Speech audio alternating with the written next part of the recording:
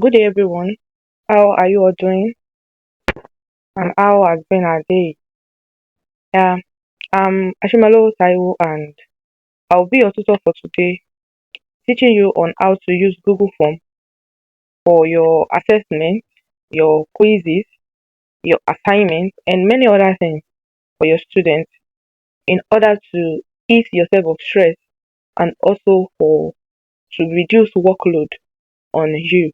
Instead of your students submitting papers for assignments, submitting papers for tests, and you start marking it, you can actually use Google Form, and there will be the grading will be automatic, and each student will be able to receive their score even through their email.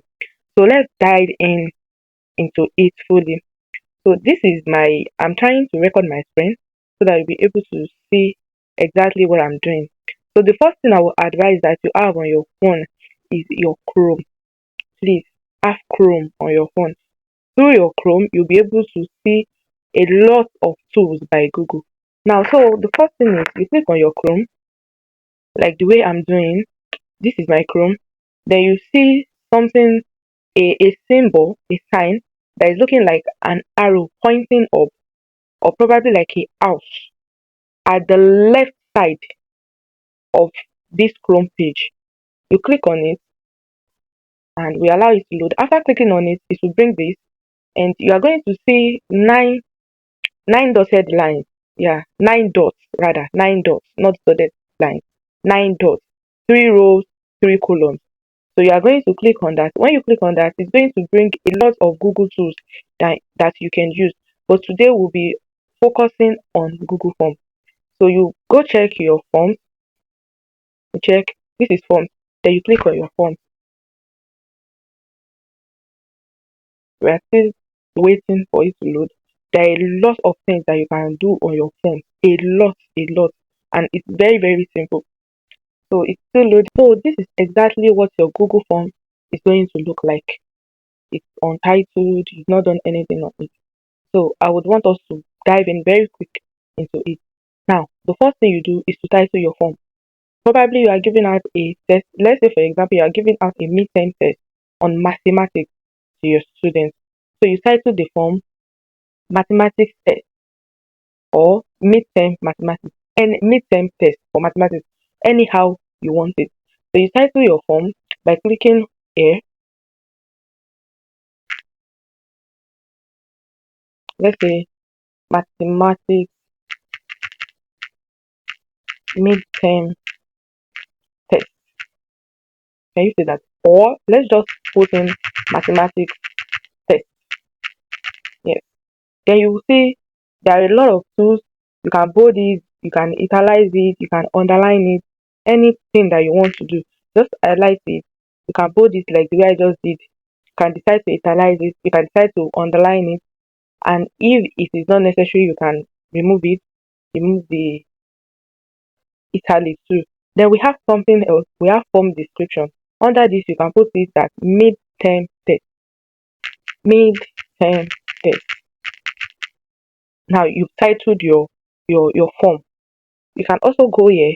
It will bring in the title automatically. What you have done here, it will bring it in here automatically. So you don't really need to stress yourself. That's just it. So you've titled your form. There are so many things you can do on this Google form. You can decide to change the font size. You can decide to change the font the font, I mean the lettering. You can decide to change it. You can decide to change the color. Yeah. You can click here to change the color. You can decide to go for something like green. If you go for something like green, it will give you some background that you can use for color green. You can just decide to choose anyone. Then for your title, you can decide to say, okay, let's use another font. And you can decide to say, okay, let's use another font size. 24 is the highest. You can leave it at the highest. For your questions that you're going to be asking, you might say, okay, let's use Time New Roman for it. And okay, let's leave it at 12. And for your text too, that is your answers, you might decide to say, oh, let's use Time New Roman too. And let's leave it at 11. So when you apply this, you'll see that the color has changed, the font size too has changed, the lettering has I don't know if you get what I'm saying now. Now, the next thing that I always do advise people to do, even before you start writing out your questions, before you start writing out your answers, the next thing that I always do advise people to do is go under your settings and set what you are supposed to set so that you will not probably overlook it. Probably you can even forget while trying to rush things or trying to do things. So I always do advise people after you've formatted your sorry when I oh sorry when I mean formatted, like after you've changed the necessary colors, font size, the lettering, everything. After you've changed it, the next thing you do is to go under your settings to set whatever thing you want to set. Probably your grading, the points, anything that you want to set. Make sure that you go under your settings and set it before coming back to write out the questions. So let's go under the settings. You click on your settings. Okay, we have set the first one. You want to make this a quiz. So far, we are doing this as an educator. We are just doing this in order to ease our stress. So you can decide, okay, let's. This is a test. This is mathematics test. So it's just like a quiz, right? So you on it, you make it a quiz, and okay, do you want to release the mark immediately after each submission, or you want it to be released probably later? Probably you want to review all the responses manually. For this particular one, we want to get our mark immediately after submission. So we are clicking on that. Then this this respondent status missed questions. Assuming your students they missed a particular question, do you want it to show? Like, do you want them to see it that they missed that question?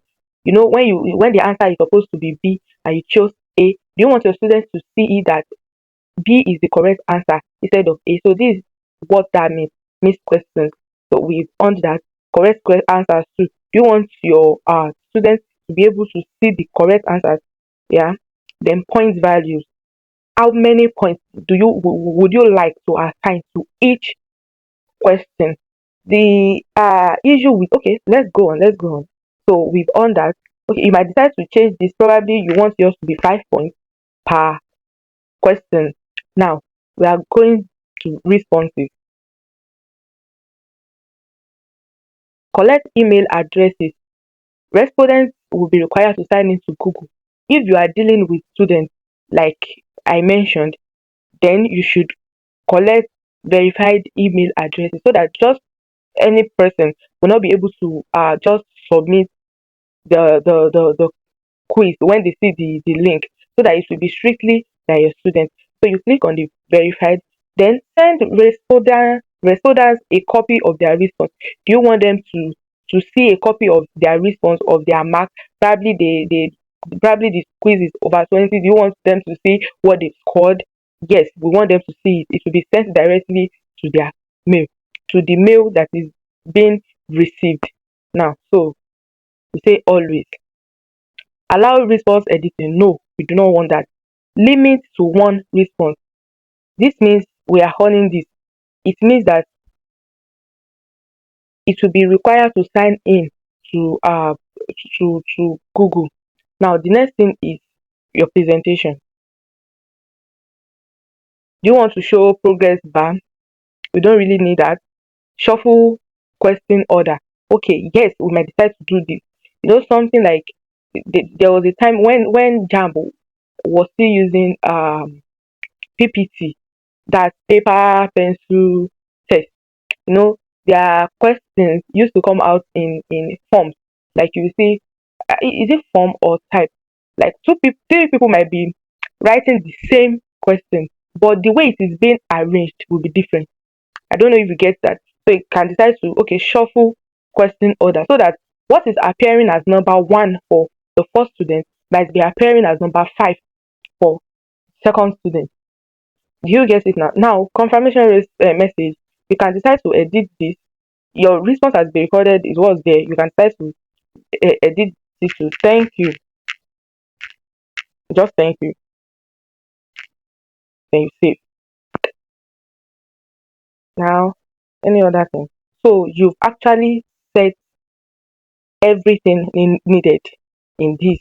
Then the next thing you do is to go to your questions and start typing them out. Okay, we are dealing with mathematics. I will want this to be as simple as possible for us. Depending on your subject, depending on what you are teaching them, they can decide to set your questions on it. But because this is just like a prototype of how Google form works, so I want it to be very, very simple. Now, you start. What question do you want to ask? This is mathematics. Okay, you can say 3 plus 3 is equals to what? That might be your question. You might decide to bold it, might decide to italize it anyhow.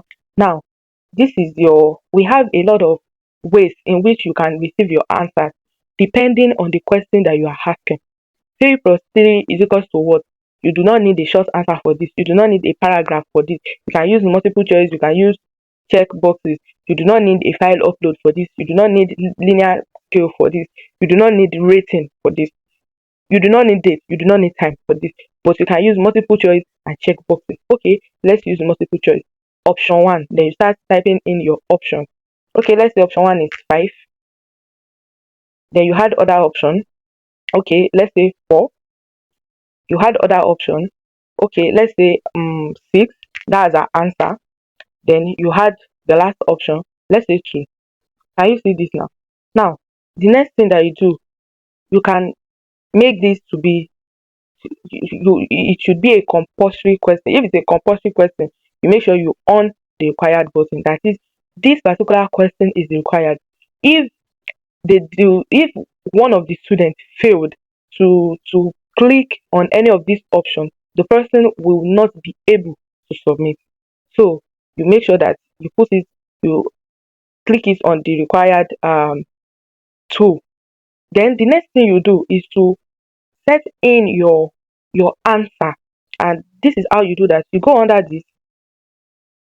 This is for your you want to choose the correct answer now. That's 6. Our answer is 6. Done. Do you get now? Now, I want to quickly do this. Let's add another one. Let's say 4 multiplied by 2. 4 multiplied by 2 is equals to, so for this you can decide to use check boxes. 4 multiplied by 2, let's put in 7, add another option.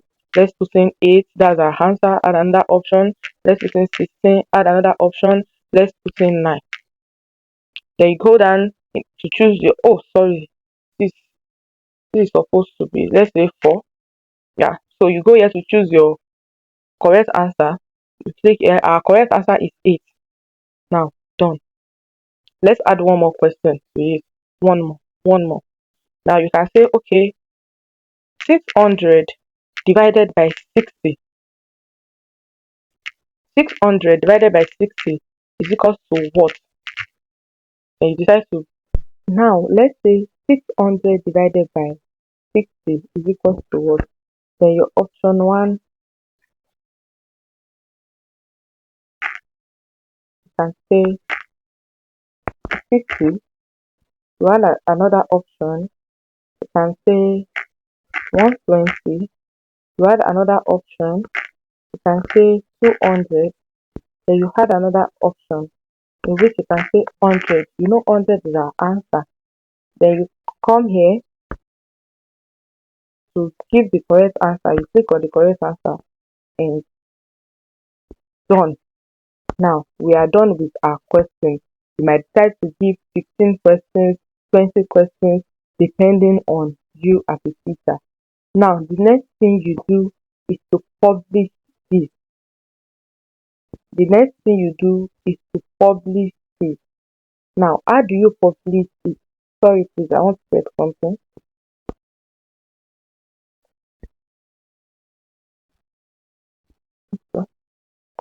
So, how do you publish this? You go here, can you see this? Then you publish. After publishing a story, you can copy the link here. Go for the shorten URL. This is the shorten URL. So you can copy this. You copy this. Then you go to a new tab and you paste it in here. paste it in. That's the form you are going to give. That's the link rather. That's the link you are going to give out to your students. Maybe on Google Classroom, probably on WhatsApp. That's the link you are going to give out to them. So now just to check what is done and see how far about it. You are waiting for it to load. Probably it's the network. Now, can you see this? This is exactly how it's going to appear to your students. Mathematics test, midterm test, okay, email, yeah. Now, let's start answering our questions. 600. You can see that this particular question is the last question, but it is the first question here. So another person, it might be the second question. So another person, it might be the third question. Are we getting it now?